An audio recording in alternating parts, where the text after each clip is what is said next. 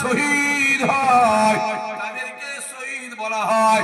তারা দুনিয়ার জমিনে নামাজের জন্য, ঈমানের জন্য, কালেমার জন্য, মাদ্রাসা মসজিদের জন্য যারা মারা যায়, ইন্তেকাল করে, তাদেরকে শহীদ বলা হয়।